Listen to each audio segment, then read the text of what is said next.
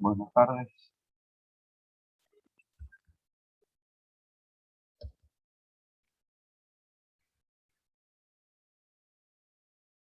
Buenas tardes.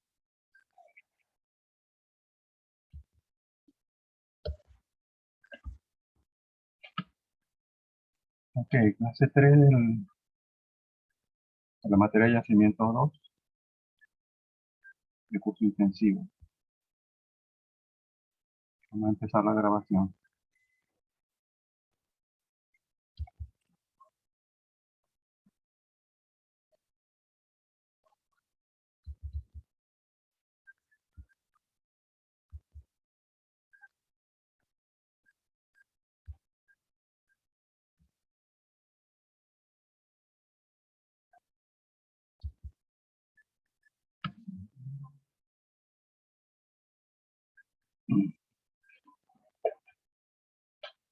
Buenas tardes. Disculpen el retraso en comenzar la presentación.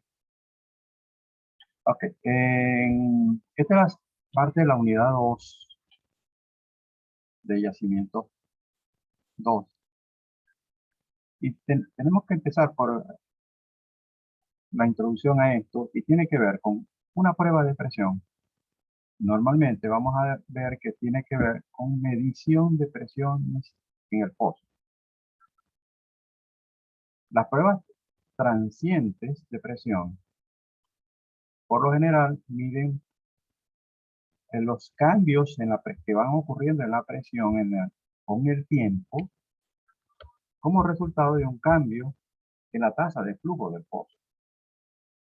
Las pruebas no transientes, por lo general, simplemente se hace un cambio, se espera una estabilización y una vez alcanzada la estabilización, se hace una prueba de presión midiendo presiones a diferentes niveles de profundidad. En una prueba transiente, el punto de medición siempre va a estar ubicado en el fondo del pozo. Entonces, hay dos situaciones con la prueba transiente.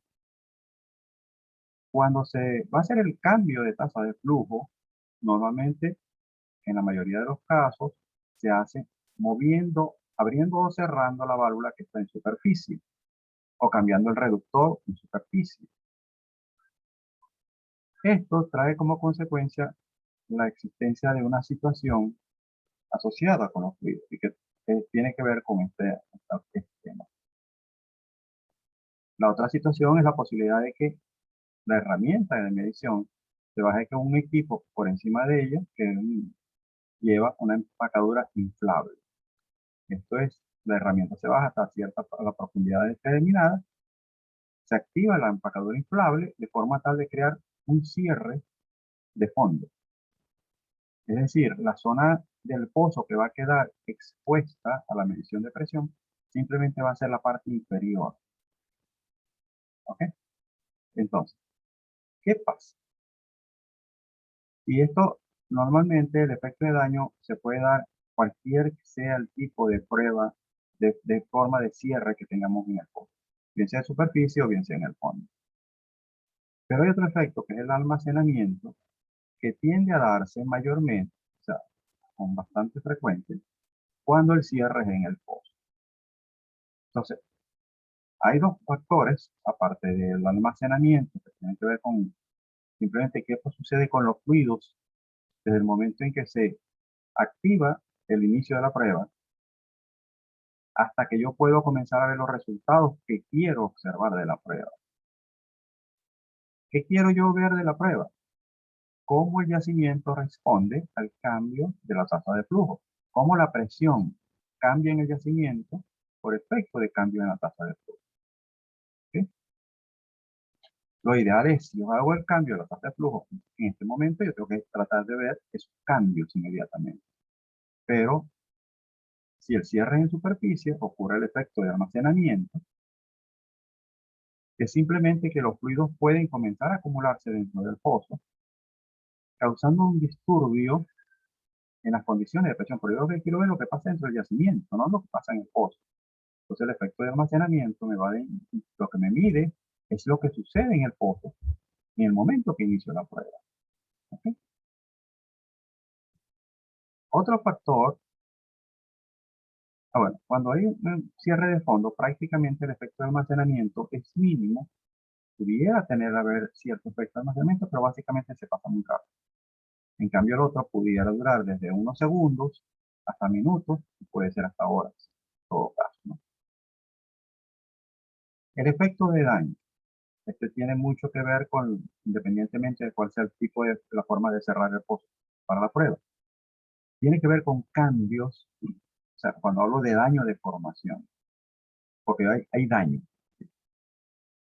Hay daños mecánicos, hay daño a la formación y daños pseudo, daños que tienen que ver con otros efectos diferentes a lo que es daño o los problemas mecánicos.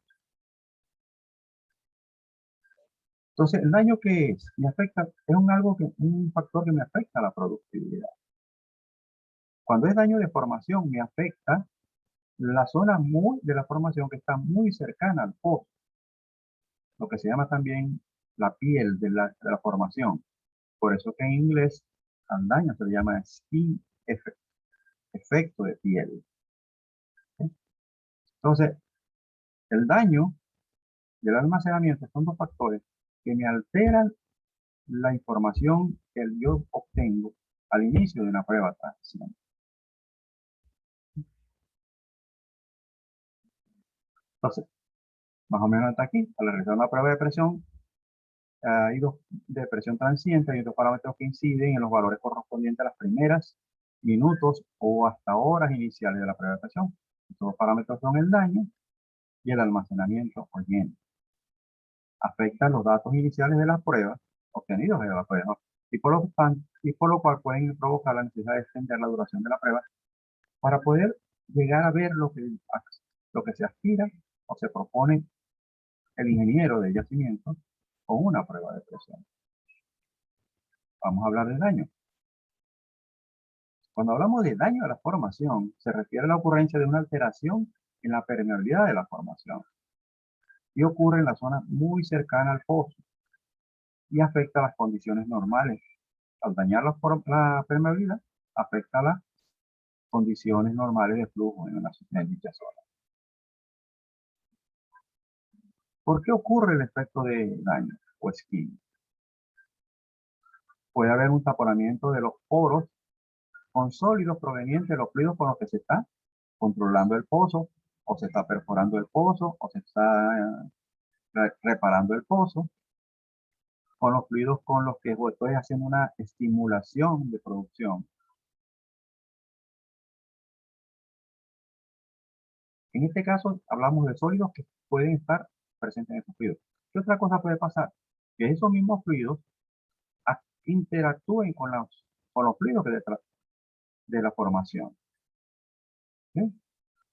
Entonces, eso también puede inducir un daño, puede provocar por floculación de los fluidos, formación de emulsiones, formación de precipitado de parte de los fluidos.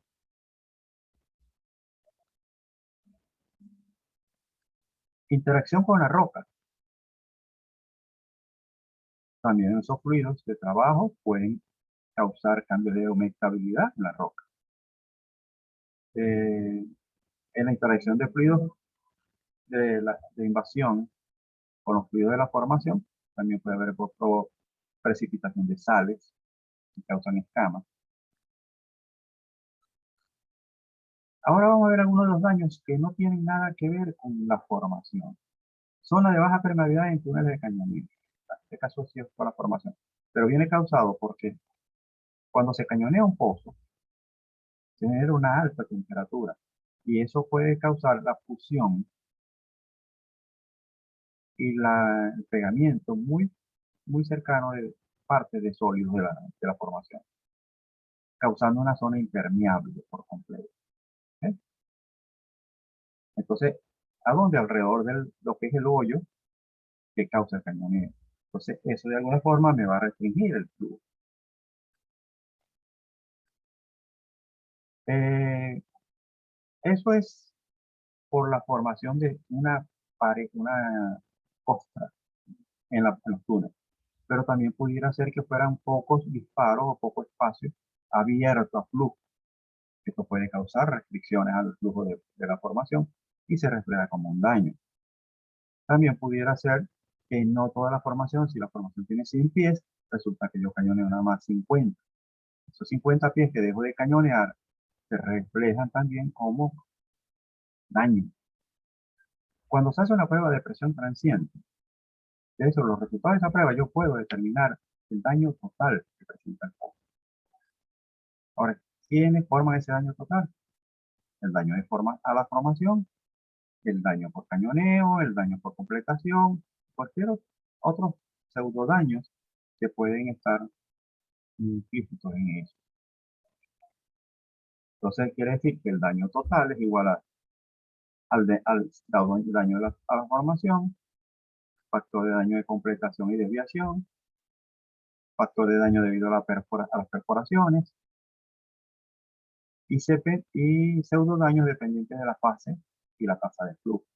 Por lo menos el caso cuando la formación comienza alcanza la presión de burbujeo, que hay la separación de fases de petróleo y gas, puede haber una cierta competencia entre los fluidos y puede que el gas que se está liberando pues comience a salir más rápido que el petróleo y de alguna forma restrinja el flujo.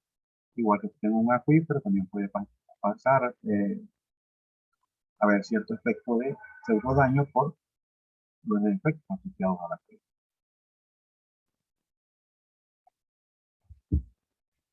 Si yo quisiera tener una prueba de presión que no tuviera ni efecto de daño ni efecto de almacenamiento, yo tendría, por lo menos, el caso de la respuesta ideal de un pozo sin efecto de almacenamiento ni daño, la línea azul. La verde es sin efecto de almacenamiento, pero con daño.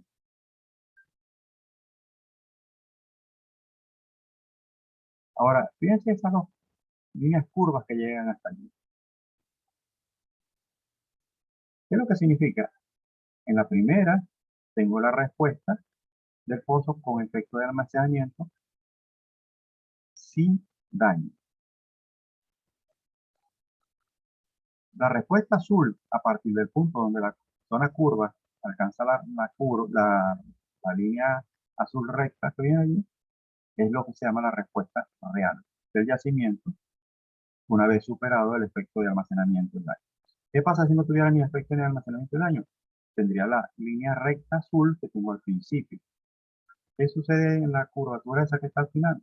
Y ahí comienzan a verse los efectos de límite o cualquier otra situación que esté asociada más adelante o más lejos del pozo. Pero a nivel del pozo, las dos líneas rectas que tengo al principio me representan la condición del pozo por la respuesta del yacimiento ideal. Primero, con efecto de almacenamiento y daño, que sería la curva roja, con efecto más combinado con azul, con efecto de respuesta real del pozo, de un pozo, con efecto de almacenamiento y daño, sería la naranjada que está ahí, con la línea verde. Entonces, como ven, la existencia de una cosa u otra, o ambas, tiene efecto en lo que yo voy a tener como resultado. Ahora, el efecto de líneas rectas, o sea, el análisis de líneas rectas, básicamente lo que me trata de ver es esa línea azul o verde que está allí. ¿Okay? Entonces, si ven, son dos líneas paralelas. O sea, tienen la misma pendiente. Y una de las cosas que yo quiero ver cuando hago un análisis de una prueba de presión es esa línea recta. Y necesito la pendiente de esa recta.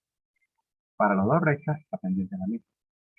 Lo que hay es desfasaje en tiempo. Representa más o menos tiempo para obtener la respuesta final que yo estimo obtener, que puede ser observar los límites que están ahí.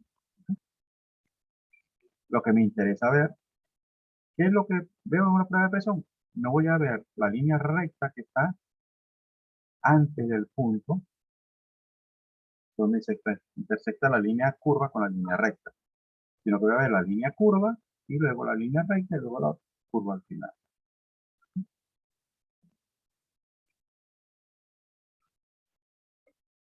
Hay varias técnicas para estimar el daño a la formación. Como le digo, la prueba de presión es uno que me permite determinar daño total. Sin embargo, hay ciertas ecuaciones matemáticas que se han desarrollado que me permiten calcular básicamente lo que es daño de formación. Y luego yo ese daño de formación lo comparo con el daño que me está dando el registro y puedo definir si realmente existe o no existe daño a la formación. ¿Ok? Una de las cosas, evaluación del daño como si fuera una reducción, una restricción, la disminución de la permeabilidad. Entonces, ahí tenemos por lo menos el pozo,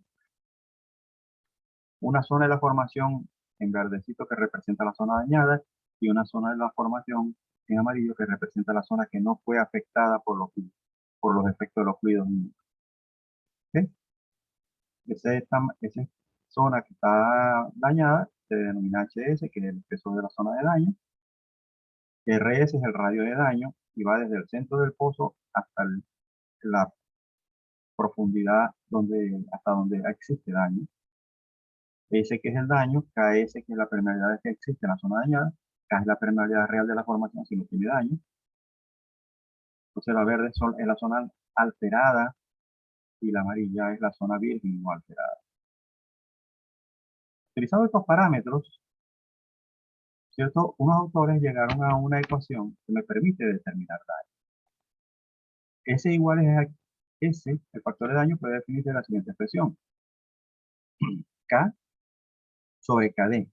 KD quién es la permeabilidad de la zona dañada. K quién es la permeabilidad de la zona no dañada. Entonces, el cociente de eso menos 1, ese resultado yo lo voy a multiplicar por el radio de daño, que es el radio medido desde el centro del pozo hasta donde está la zona dañada. Dividido entre RW, ¿quién es? El radio del pozo, desde el centro del pozo hasta la pared del hoyo. Ese es el radio del pozo. Entonces, aplicando esa ecuación, yo puedo determinar cuánto es el daño. ¿Qué sucede aquí? ¿Cómo puedo determinar yo K? Puedo hacerlo por análisis laboratorio, por lo que simplemente hacer ciertas asunciones, ensayo y errores, también se puede determinar esos valores. Otra expresión que determinaron para hallar lo que era lo que era el daño, es considerando que el daño causa una caída de presión adicional, que se llama delta P, caída de presión asociada al daño. Porque si yo quiero traer 1000 barriles del límite de la formación hasta el pozo, puedo necesitar 500 libras para hacerlo.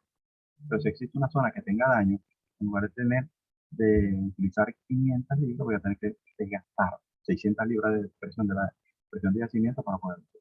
Estas 100 son repeticiones del papel. K es la permeabilidad de la zona normal, H el espesor de la formación, QS es la tasa de flujo que tengo con daño, la actual, y la viscosidad del petróleo, veo el factor volumétrico de formación del petróleo. Si se conoce el valor de la caída de presión asociada al daño, puedo calcular el valor del daño con esta expresión. Algunos autores consideran que la presencia de daño genera una caída de presión tan fuerte que da la impresión de que el diámetro del hoyo se ve afectado, bien sea se reduce cuando hay daño de formación por lo que se llama una restricción de flujo, o se hace más positivo si esa restricción más bien facilitar el flujo, o ese problema, esa situación que se presenta de la formación, facilitar el flujo, que es lo que se llama una estimulación. El radio efectivo del pozo no es más que el radio que aparentemente tiene el pozo como resultado de la presencia de daño. Si hay un daño positivo, la estimulación, el efecto de que el radio del pozo aparentemente es menor que el real, mientras que si en el caso de un daño negativo, el radio aparente del pozo es mayor al real.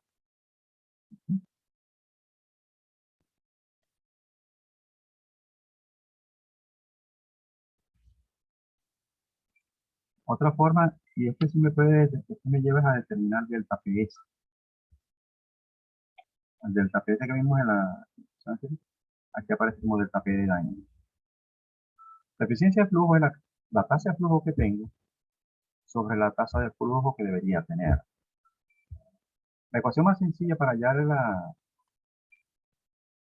tasa de flujo de un yacimiento subsaturado o saturado e inclusive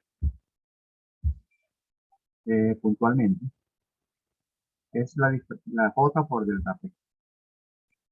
¿Quién es delta P? PI menos PWE. Entonces, para la eficiencia, para una tasa de formación, la tasa de producción ideal, J por P sub I menos PWF sería la tasa ideal. Para la tasa actual tendríamos J por P sub I menos PWF menos delta P por daño. J multiplicado por esa fracción. P sub I menos PWF menos delta P por daño. Tengo J arriba y abajo. Simplemente me dice que la eficiencia yo la puedo determinar. Si tengo las dos tasas, la tasa ideal y la tasa actual, lo determino por las tasas. Si tengo la presión inicial, la presión de yacimiento, la PWF, la presión de fondo, y la delta P de daño, la puedo calcular por lado. ¿Qué sucede con la eficiencia de flujo? Si la eficiencia de flujo es igual a 1, no hay daño. Las dos tasas son iguales. Si la eficiencia de flujo es mayor que 1, hay estimulación. El delta P de daño es positivo. Entonces, una mejor productividad de lo que se espera. Pero si la eficiencia de flujo es menor que 1, tengo daño restringido. O sea, tengo una tasa de flujo menor que la ideal. Entonces, combinando esas ecuaciones, se pueden hacer ensayos y errores y poder estimar cuánto es el daño a la firma. ¿Qué es el efecto de almacenamiento? Ya habíamos hablado que el efecto de almacenamiento es que durante una prueba de presión el cambio de flujo ocurre por estamos hablando de cierre en superficie, por la manipulación de la válvula ubicada en la línea de flujo. El control de la tasa de flujo será en superficie y uno pudiera pensar, ok, ya el pozo no me produce, pero ¿qué pasa con el yacimiento? El yacimiento puede estar a 2 kilómetros por debajo del cabezal del pozo.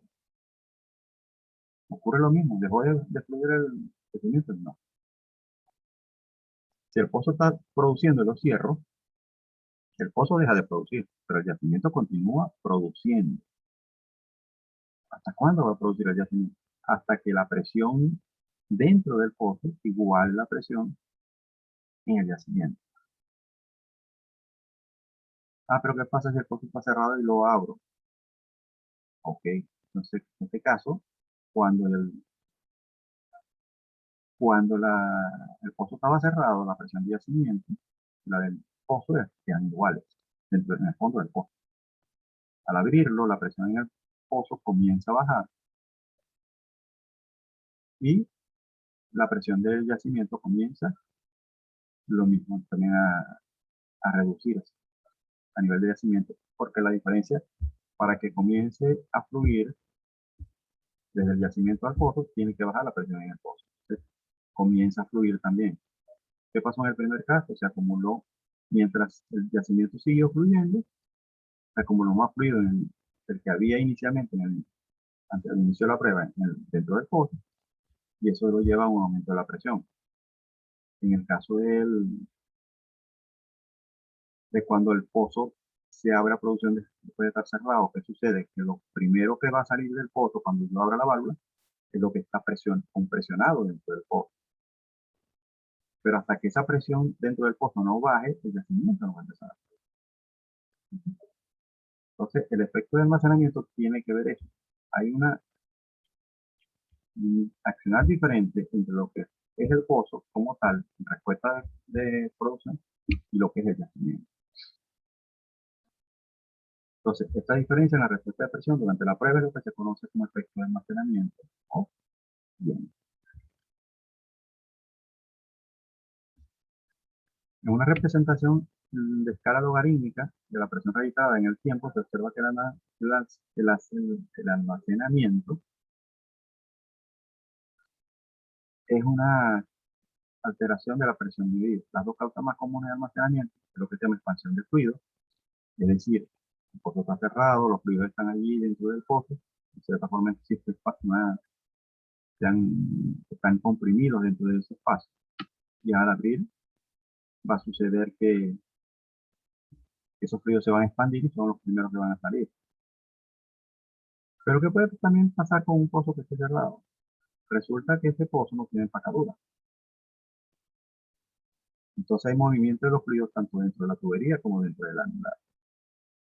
En un pozo que esto que está cerrado, la condición de la altura del fluido en el anular es alta cuando el pozo está cerrado. Cuando comienza a producir, ese nivel tiene que bajar. ¿Por qué? Porque mientras ese nivel no baje, la formación no va a responder.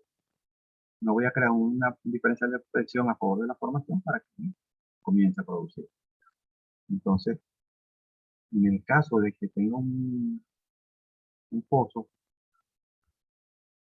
que tenga una empacadura, lo más seguro es que el mecanismo de expansión que viene, que va a tener allí, es expansión del fluido. En cambio, si no tiene empacadura, lo más seguro es que tenga un efecto de cambio de nivel, pues siente el almacenamiento por cambio de nivel.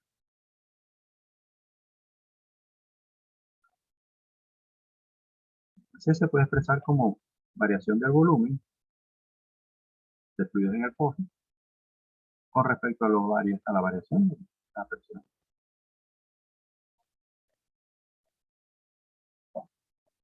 ¿Ok? Una variable que se puede utilizar para determinar la coeficiente variable adimensional. De esto vamos a hablar un poquito más adelante, pero eh, se puede decir que sí, cuando existe almacenamiento de efecto de almacenamiento por expansión de fluido, sé que es el coeficiente de almacenamiento, se puede determinar como la compresibilidad del fluido por el volumen que los fluidos ocupan dentro del pozo. Y si tenemos efecto de almacenamiento por cambio de nivel, se sería igual a al área de la sección del anular dividido entre la densidad del fluido que está en el anular. El área expresada en pulgadas y el caso de la densidad expresada en libras sobre pies pulgadas cuadradas del área. Y la densidad en libras sobre el pie cúbico.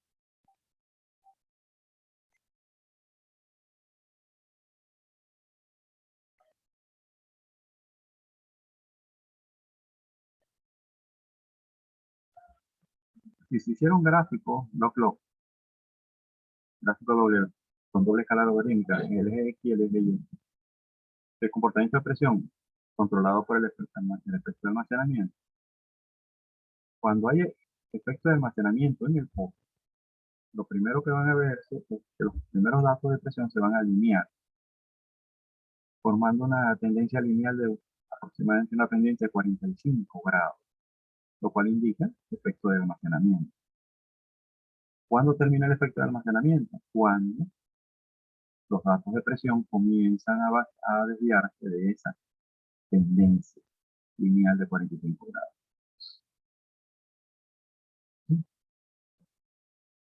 Esto es con los datos de una prueba de presión. Ahora, ¿cómo puedo yo determinar lo que vimos anteriormente con respecto al cálculo de ese y eso? Tiene mucho que ver con la planificación. Pero si tengo los datos de una prueba de presión, ¿cómo determino cuál es el valor de C? Si yo construyo esta gráfica, yo puedo hallar C fácilmente utilizando esa expresión que está allí. C igual a Q por V, factor volumétrico del petróleo, por tiempo sobre delta P. Ahora, ¿qué valores son estos? Bueno, sobre esa recta, yo puedo seleccionar un tiempo cualquiera. Vamos a suponer que sea 0,1. Ahora, yo entro con 0,1 hasta cortar la línea roja que está ahí, que es la recta dependiente 45 grados, y leo cuál es el delta P.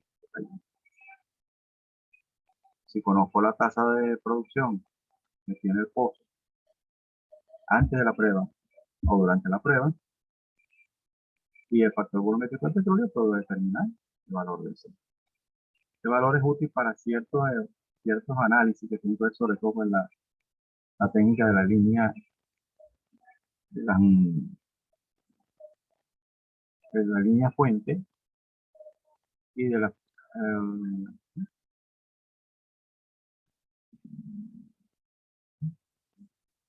y de las curvas tipo.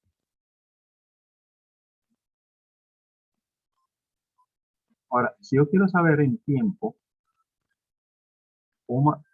la respuesta, cuánto tiempo dura el efecto de almacenamiento, yo puedo calcularlo con esa expresión que está allí. CD igual a CD por 0,041 más 0,2 multiplicado por S.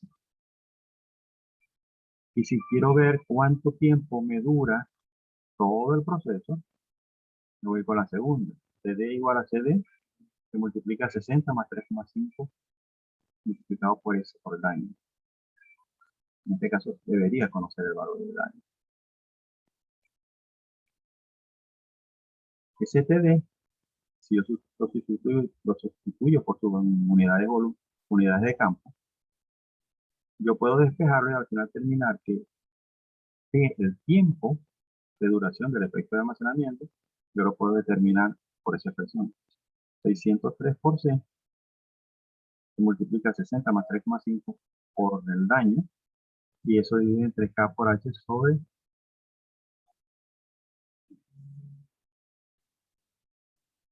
sobre viscosidad.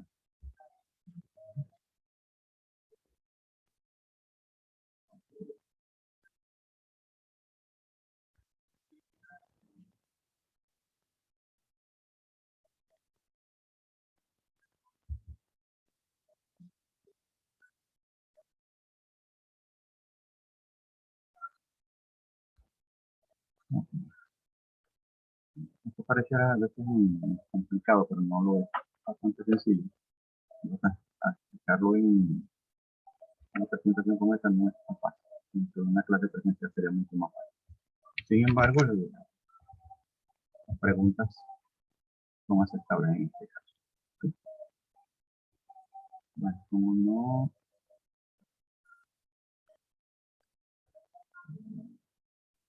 hay nadie presente para hacer preguntas, el chat de WhatsApp está disponible para que vamos a dar una finalizar esta presentación.